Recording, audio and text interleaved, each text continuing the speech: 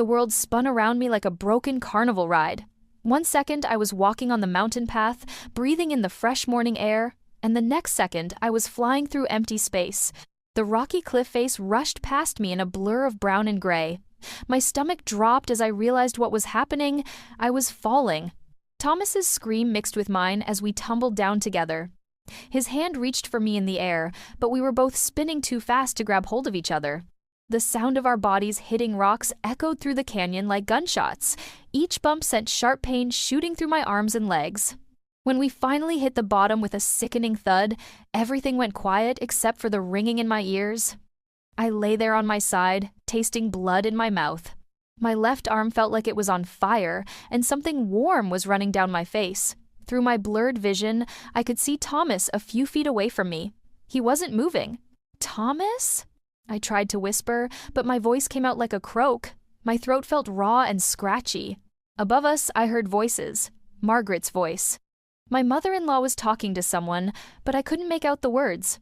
Then I heard another voice that made my heart stop completely. Lucy, Thomas's 12-year-old sister, was up there with their mother. I tried to lift my head to look up at the cliff, but pain shot through my neck like lightning. The rocks beneath me were sharp and cold. I could feel them cutting into my skin through my torn hiking clothes. My right leg was twisted in a way that didn't feel right. "Mom, are they?" Lucy's voice drifted down from above. She sounded scared, but also something else. Something I couldn't understand. "Shh, darling." Margaret's voice was calm, almost cheerful. "Don't look down there. It's better if you don't see." Better if she doesn't see? What did that mean? Why wasn't Margaret screaming for help? Why wasn't she calling 911? We had just fallen off a cliff, and she was telling Lucy not to look? Thomas made a small groaning sound beside me. Relief flooded through my body. He was alive. But when I looked at him, his eyes were wide open, staring right at me. There was something urgent in his expression, something that made me freeze. His lips barely moved as he whispered so quietly I almost missed it. "Don't move. Pretend to be dead." Pretend to be dead? Why would he say that? My mind felt fuzzy from the fall, like I was thinking through thick fog. Nothing made sense. We needed help. We needed to call for help. But something in Thomas's eyes made me trust him. Even though every part of my body was screaming in pain, I forced myself to lie completely still. I closed my eyes and tried to make my breathing as shallow as possible. "Are we just going to leave them there?" Lucy asked from above. Her voice sounded different somehow. Not like Thomas's little sister, who cried when she stepped on ants by accident. "Lucy, sweetheart, sometimes grown-ups make choices that hurt everyone around them," Margaret said in that sweet, patient voice she used when she was talking to her daughter.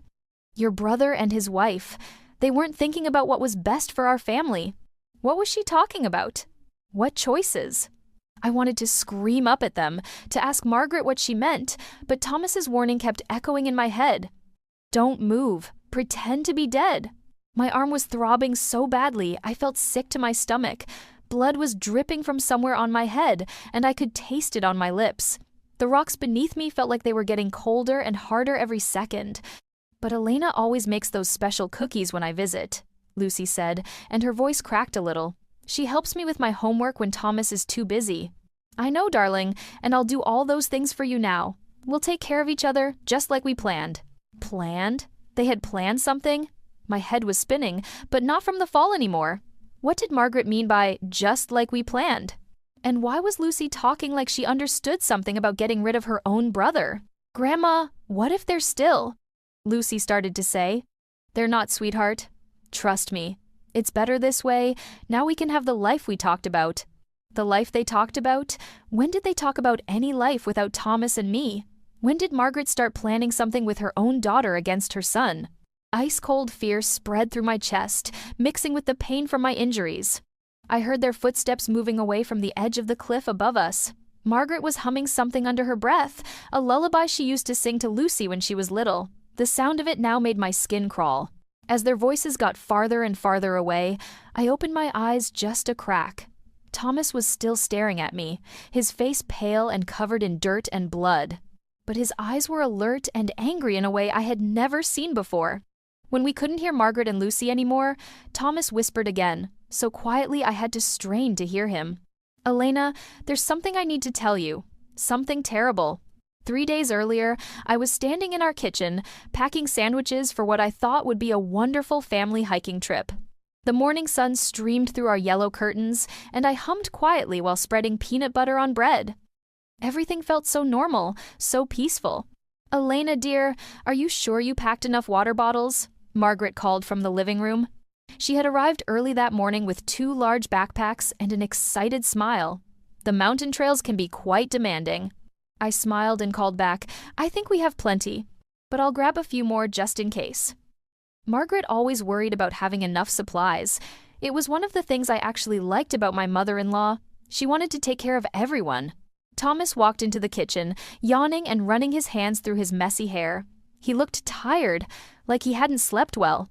For the past few weeks, he'd been tossing and turning at night, but whenever I asked him about it, he just said work was stressing him out. "Morning, sleepyhead," I said, standing on my tiptoes to kiss his cheek. "Your mom's already here and ready to go. She brought enough gear for a week-long expedition." Thomas forced a smile, but it didn't reach his eyes. "Yeah, she's thorough." From the living room, we could hear Margaret talking to Lucy about something. Their voices were low, almost whispering. Lucy had driven down from her apartment in the city the night before, saying she was excited to spend time with family. She'd seemed different lately, more interested in asking questions about our house, our jobs, our daily routines. "I'm glad your sister decided to join us," I told Thomas while wrapping the sandwiches in plastic bags. "It feels like we hardly see her anymore since she moved out." Thomas nodded, but he was staring out the window with that distant look he'd been having lately. "Elena, can I ask you something?" "Of course!" He opened his mouth to say something, then closed it again. "Never mind, it's nothing." Before I could ask what he meant, Margaret appeared in the kitchen doorway with Lucy right behind her. Margaret was beaming with enthusiasm. "I've been looking forward to this trip for months," Margaret announced. "Whisper Mountain has such beautiful trails, and the views from the top are supposed to be breathtaking." Lucy nodded along. "Mom showed me pictures online. It looks amazing." She paused and looked directly at me. "Elena, have you ever been hiking on mountain cliffs before?" The question seemed odd. "Not really." "Why?" "Oh, just wondering. Some people get scared of heights." Lucy's smile looked different somehow. Sharper. Margaret clapped her hands together. "Well, we'll all take care of each other.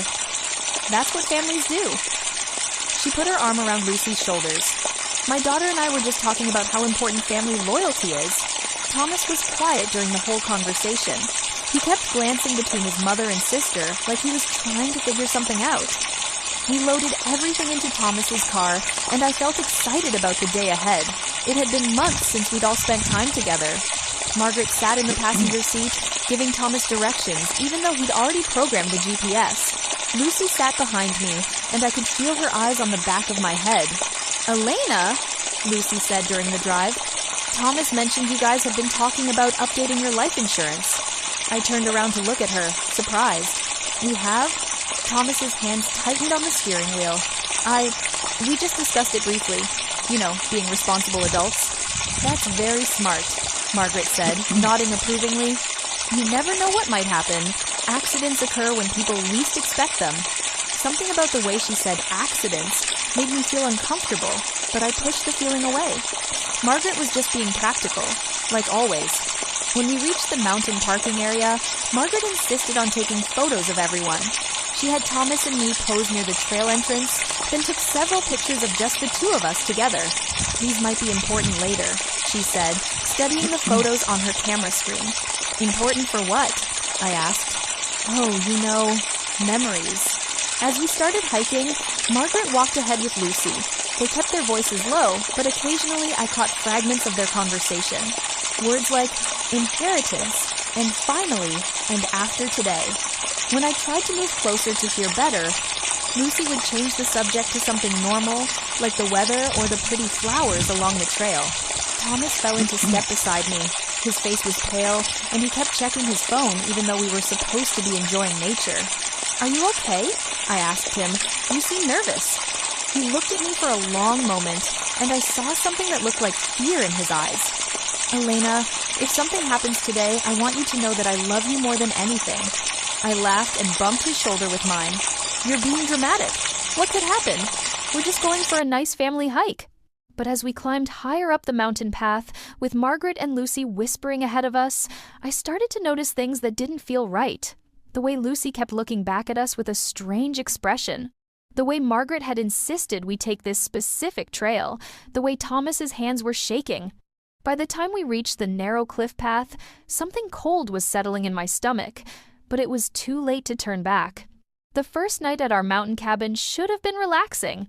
We'd rented a small wooden lodge near the base of Whisper Mountain, complete with a fireplace and a cozy kitchen. Margaret had insisted on booking it months in advance, saying she wanted everything to be perfect for our family time together.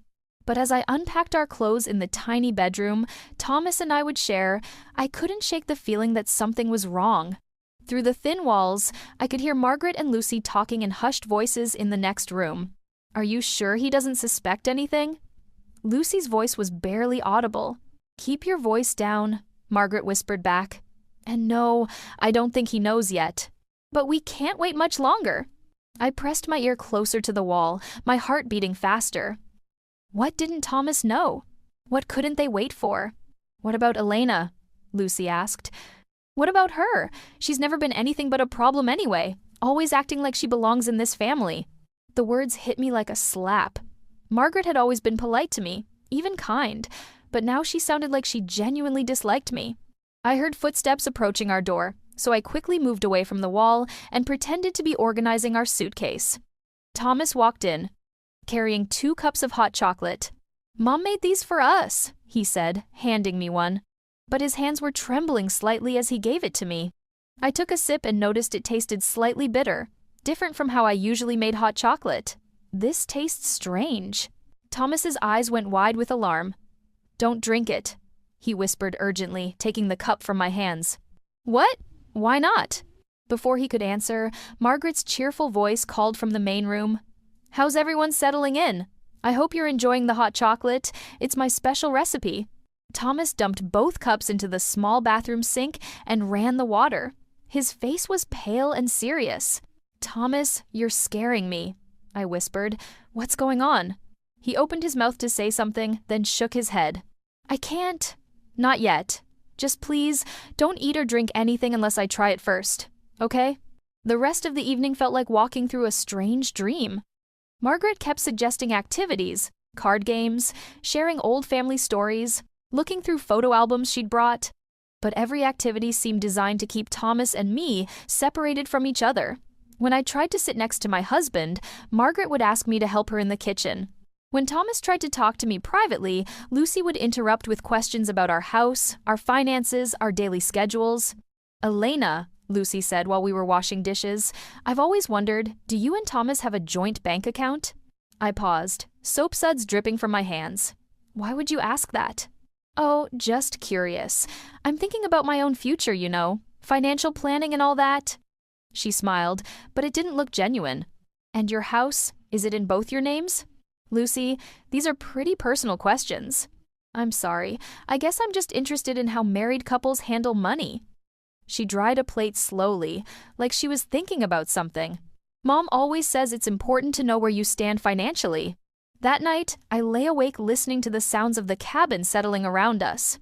Thomas was pretending to sleep, but I could tell by his breathing that he was awake too. Around midnight, I heard footsteps in the hallway outside our room. I got up quietly and cracked the door open just enough to peek out. Margaret was standing in the kitchen, talking on her cell phone in a low voice. "Yes, everything is going according to plan," she was saying. "Tomorrow morning, we'll take the cliff trail like we discussed. Make sure you're ready on your end." Ready for what? Who was she talking to? I know it seems harsh, but they brought this on themselves. Thomas should have minded his own business instead of snooping through things that don't concern him. She paused, listening to whoever was on the other end. Lucy understands what needs to be done. She's a good daughter, unlike some people who married into this family. I felt sick to my stomach. They were planning something for tomorrow, something involving the cliff trail, and it had to do with Thomas snooping through something. Margaret continued talking. "The insurance money will solve all our problems. Lucy deserves a better life than what she has now, and this is the only way." She was quiet for a moment. "No, there won't be any evidence. It will look like a tragic accident. 2 young people who got too close to the edge and slipped." My whole body went cold. They were planning to kill us. Margaret and Lucy were planning to push Thomas and me off a cliff and make it look like an accident so they could collect insurance money.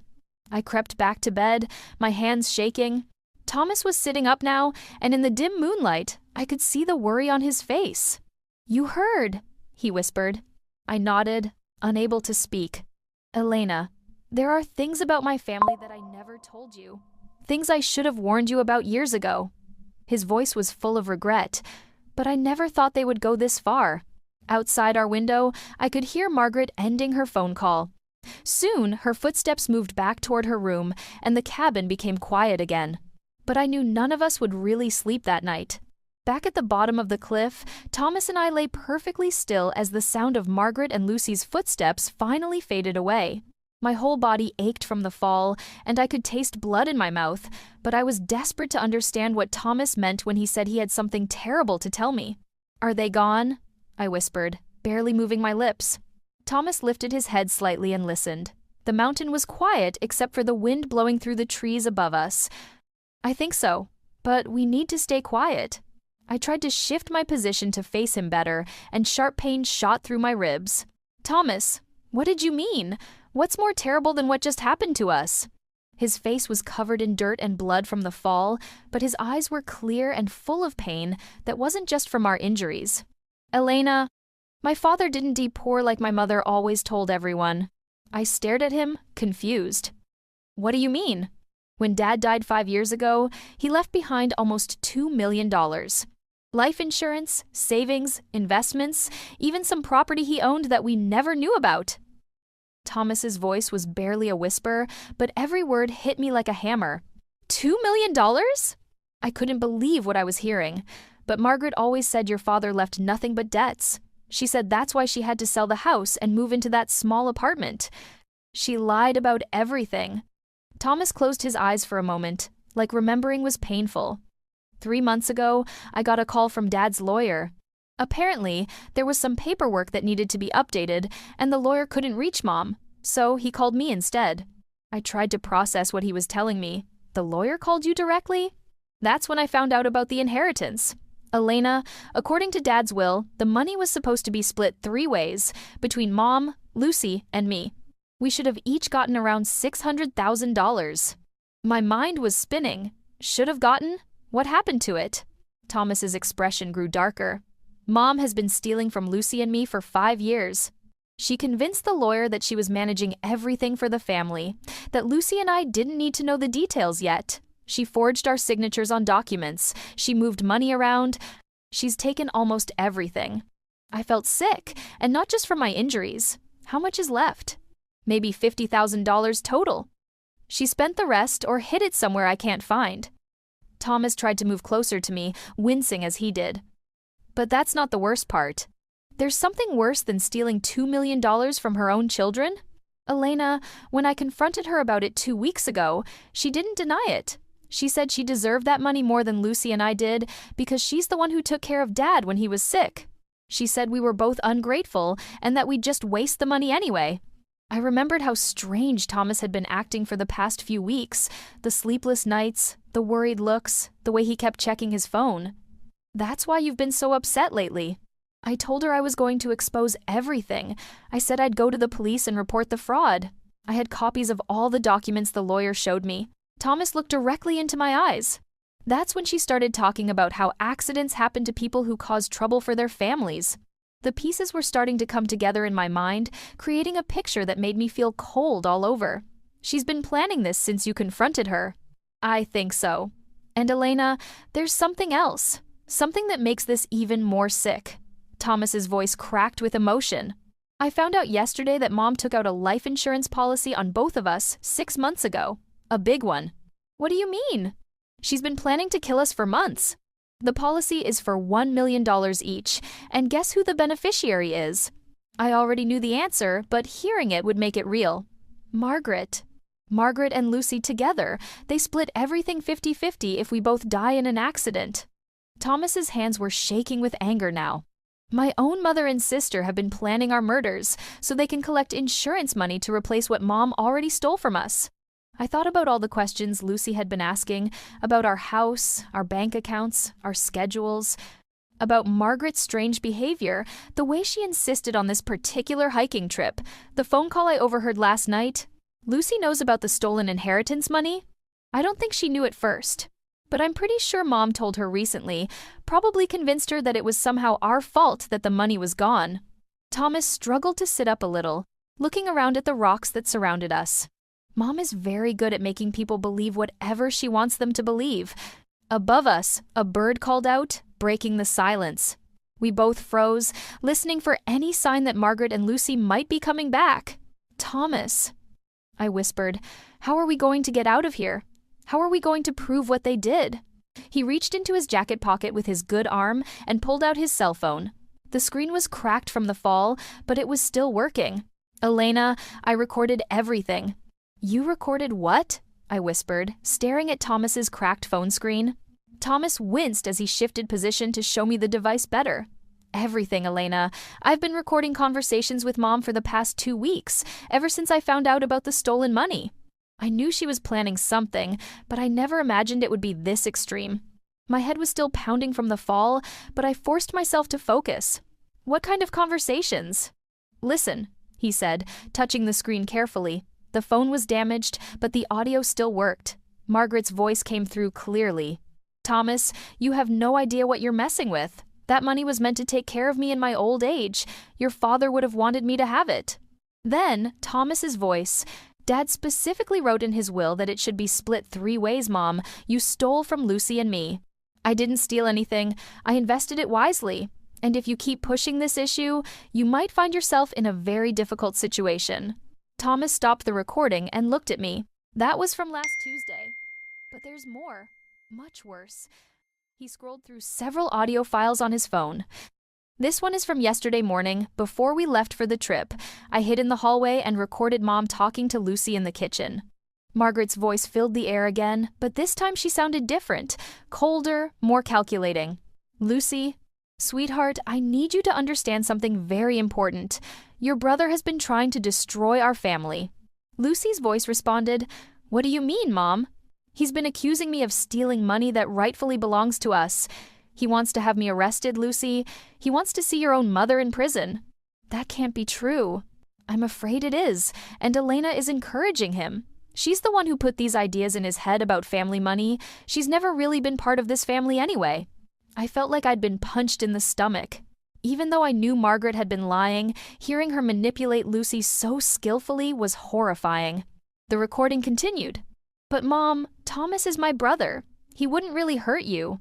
Oh, my dear girl, you're so innocent. Thomas has changed since he married Elena. She's made him greedy and suspicious. They're planning to take everything from us and leave us with nothing. What can we do? Margaret's voice became gentle, almost loving.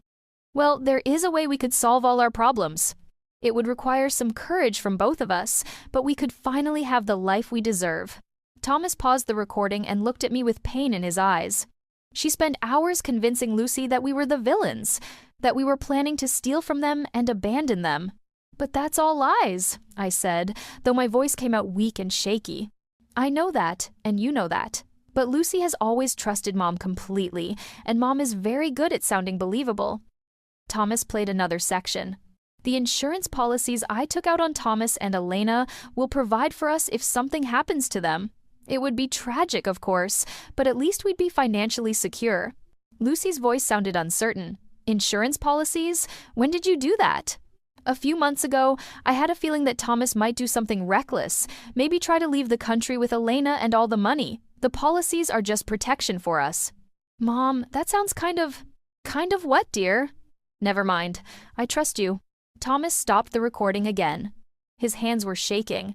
Elena, do you understand what she did? She convinced Lucy that we were going to run away and steal money that doesn't even exist anymore because Mom already took it all. I tried to sit up straighter, but pain shot through my back. Lucy actually believed her? Lucy has been living paycheck to paycheck, working 2 part-time jobs just to afford her tiny apartment. When Mom told her there was family money that we were trying to steal and that the insurance would give them enough to live comfortably forever, Thomas's voice trailed off. She saw it as her only chance at a better life. Exactly. And Mom made sure Lucy understood that it had to look like an accident. No one could ever suspect that it was intentional. I thought about Lucy's strange questions over the past day, asking about our insurance, our bank accounts, whether I'd ever been hiking on cliffs before. She'd been gathering information,